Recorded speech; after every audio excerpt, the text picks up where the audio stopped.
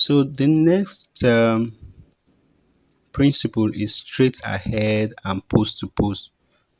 Now this particular one has to do with workflow methodology. That is the best workflow to use.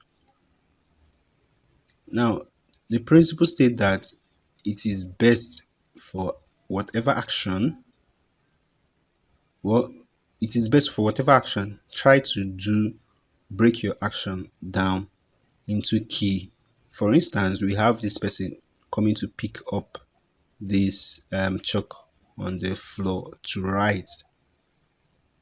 Now, before we go into details, and we need to now break everything down into what is called key poses. For me to tell this story, what are the major things? So we'll have the key pose of him, the establishing shot of him coming in. That's the key frame of him coming in. Then he picks the key pose of him picking the chalk, then writing. If we play this alone, right? If you just play this alone and someone looks at it, it's our brain will fill in the gap. Now that's what is actually happening in motion picture. Our brain fills the gap. We don't tend to see that okay, all of this are merely are merely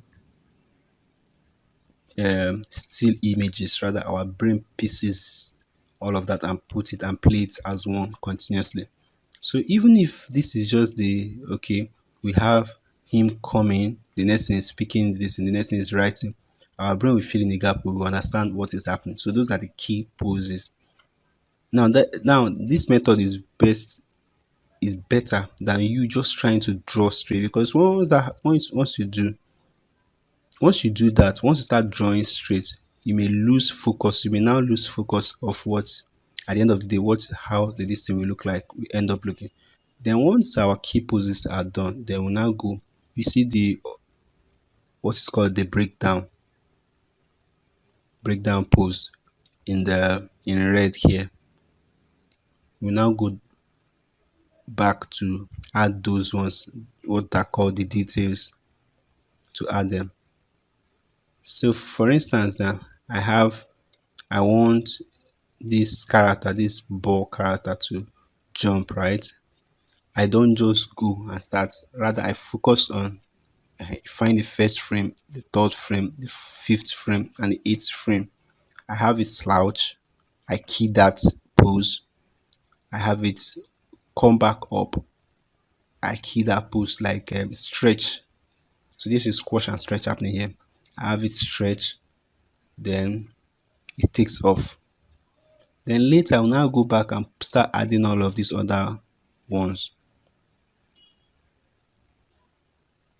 As opposed to when I just start, taking just going at everything at once. Now this is the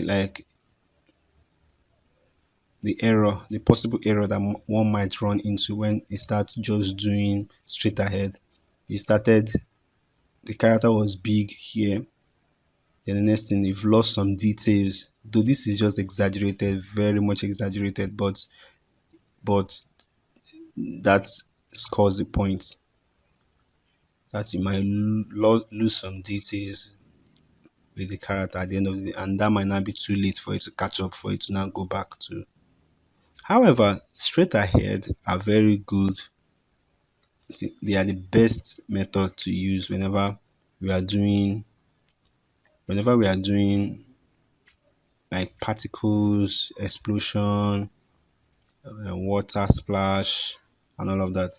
So there's a key term here to know about post to post. There's, as I said before, now there is a key pose which is in red here. For instance, we want this person to jump this. So the key pose is the one in red. So it starts here and is there. It started from this point and is in this other place now. Then we have extremes. We have extreme that helps to add more details. right? Then we have breakdown. The extremes are the one in blue. Then we have breakdown are the one in yellow. Also add extra details again. Now, the interesting thing is that if we were to remove these yellow ones, that's the breakdown, right? And just add the extremes, the action will be understood, very much understood. But this breakdown is just to like give much more detail. Then the next principle is exaggeration. Exaggeration is the art of making the attribute of our subject larger than it would in real life.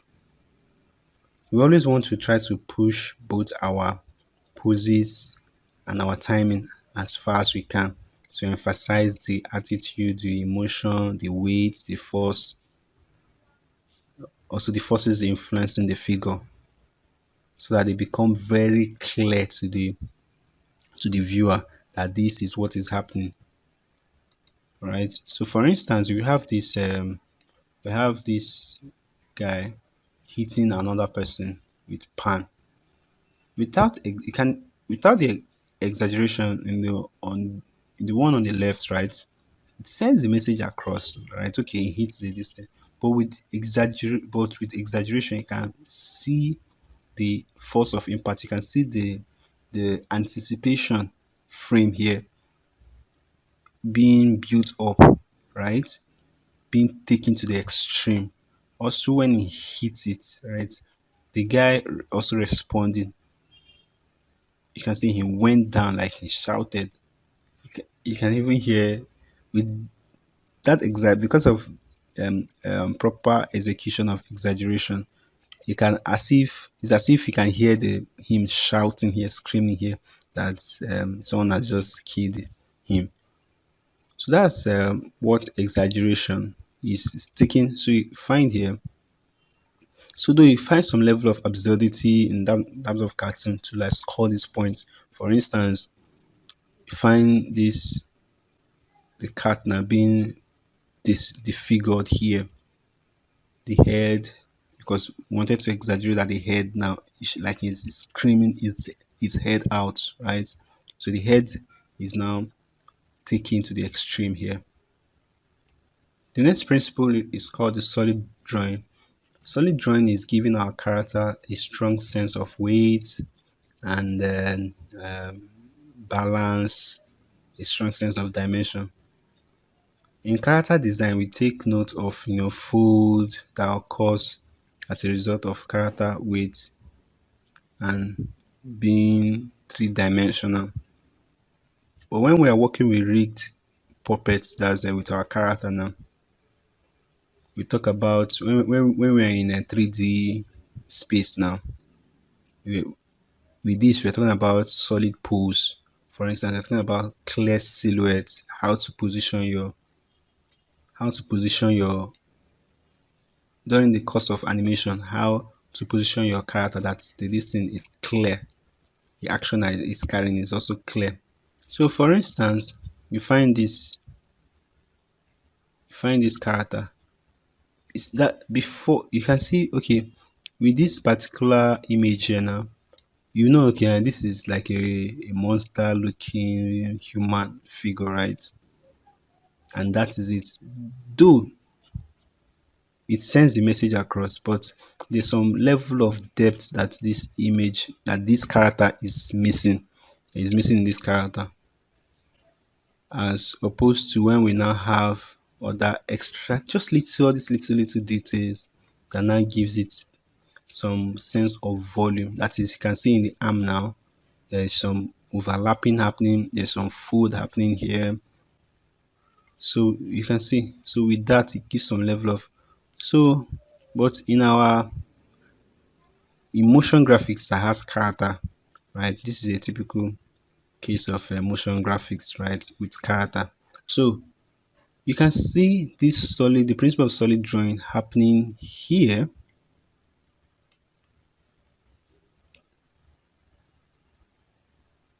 You can see it happening here.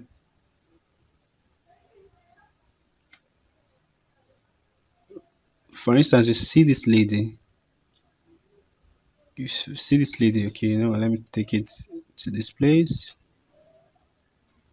Okay, you can see the overlapping happening between.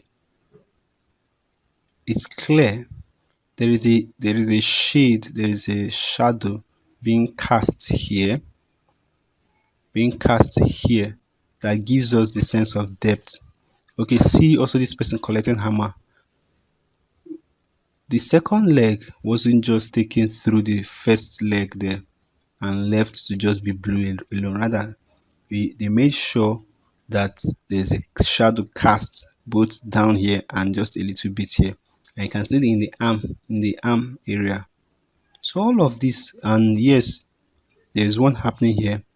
So all of this adds up in giving depth to your character. Yeah, and you must take cognizant of this to like make your animation, your character look much more three-dimensional. So here we find this other person trying to wave now.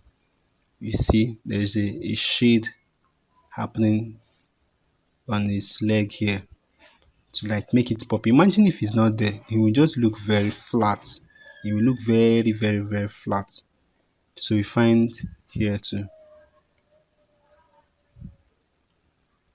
So this one has to do with environment now. You can see this bridge being brought down, right? Underneath it, it has a different shade. It's actually totally black here, as different from the other part of the bridge that is being brought down. That's being brought down here. So this is how this principle of solid drawing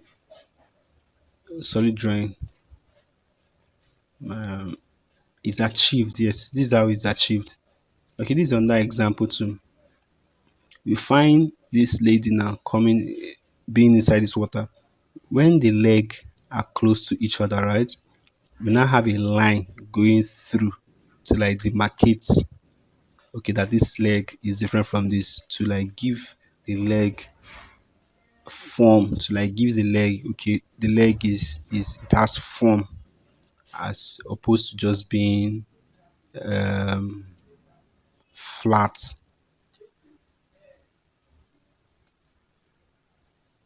Yeah, our next principle here is staging. Now, the principle of staging, a lot comes in place. Like we have a lot to when we are talking about staging. There are some, to a large extent, are very much specific. Okay, when we're talking of exaggeration, though there are many things coming together to form it, but we are being specific of okay, we are taking this action, we are taking it to, we are kind of taking overboard in order to send the message. That's in exaggeration, right? But this staging, we have plenty thing coming in together. Staging is a presentation of an idea so that it is very clear. To achieve staging, animators put into consideration plenty of other factors like clear silhouette, proper anticipation, camera angle, acting, setting, etc. This principle can be likened to the layout in graphic design. That is how you arrange everything so that your story is told effectively. How you needed, how you also need to exaggerate things. What are the things? For instance, the cat I showed the other time, right? What was the major thing that was exaggerated? That's the head. Imagine. So the idea is that okay, it is screaming its head out. So that is like example of staging. So instead of emphasizing some other parts, rather the head was the major focus. You will use close up, that is, you zoom into your character whenever they are portraying some form of emotion. They are trying to tell some form of, yes, expressing there's some facial expression going on. There's some level of expression, emotional expression going on. You need to zoom in to capture that. Whereas when they are like performing, jumping there and here and there, that's, yes, performing, interacting with their environment, you take it you give it a long shot. There is what is called the principle of the rule of third. The idea is that you break your you break your screen into three equal parts, right? And set them either of these two lines. Then you can now put your environment at the back and all of that. The idea is that it's much more appealing to do that. Well, they've studied that, study have shown that it's much more appealing. Also, staging also has to do with, some level of exaggeration, as we said, okay, focus, right? For instance, if you want to tell, if your story is saying that, okay, this house is a poor person's house, go by all means, go focus on that. Focus on that. If that is what that scene is saying, the environment, the story that the environment wants to tell, then focus on that and take it to the extreme. Take it to the extreme. Like, yes, exaggerate on that. Don't bring other things to start distracting. So take it to that. At each point in time, you also need to define what are we focusing on? What do we need? For instance, you can't, when this person, this character is looking right at something, if our focus is that okay, he's looking at something, something is searching for, then it makes more sense for us to take it to this order, the left hand, to the left hand, and give him breathing space, the room to look at, to look for the thing, to give us that sense is searching for something, right? So all the space in the right hand side is telling us that okay, he's looking for something, except when the focal point is not so much of what he's looking at, but that okay, he's looking but he's missing out on a particular thing happening at his back. So at this particular time, is no longer the major, is still part of the action, but it's not the major action here again. Him looking is not the major action. Rather, there is another main actor now coming in. Yes, whenever actors are talking or also performing, giving their performance, give one, except maybe you want to overlap it a bit. Sometimes overlapping the action is a bit, but overall, this principle is that if this action is happening, for instance, the person, okay, want to tell the story that okay, this person got he wasn't looking, so as he was coming, he wasn't looking, he stepped upon banana peel, and that's made him to fall down, right? So at each point in time, and people started laughing at him. So at each point in time, so with that, we need to break that down. The key process are okay, he comes in, right? There's a banana, right? Then he mistakenly step on it, he falls. So we need to at each point in time perform that, finish that before these people start laughing. Not that everything will just be chaotic or there's a dialogue. Give this person time to finish talking, then give this other person time to talk also, and not just mumble everything up. Then the 12th principle is the principle of appeal.